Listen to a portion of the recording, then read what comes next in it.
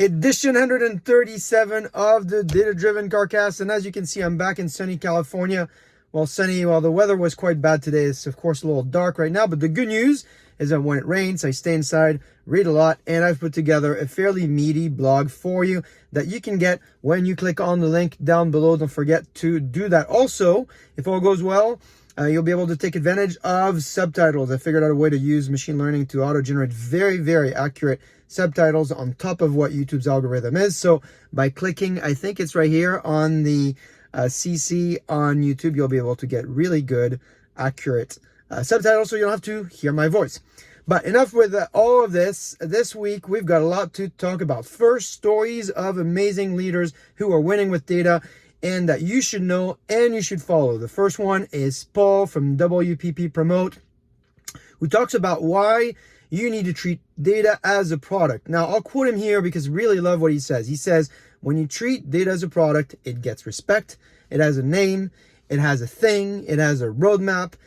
It also allows you to create space around it so you can be successful. And if you go to my blog, you'll find a collection of leaders just like Paul that have great stories to share.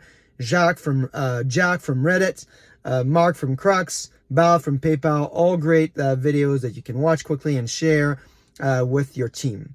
Now, this idea of treating data as a product is really getting a lot of attention, which is why this week I've dropped a set of key resources for you in my feed and the blog so you can help yourself, help your team, help your leadership understand why this concept is important. The first one is a piece called The Anatomy of the Data Product by Eric Broda. Eric strikes again. In his piece, he provides 6 components to consider when building a data product and 4 ways to identify if you've actually arrived, if you've succeeded building this data product.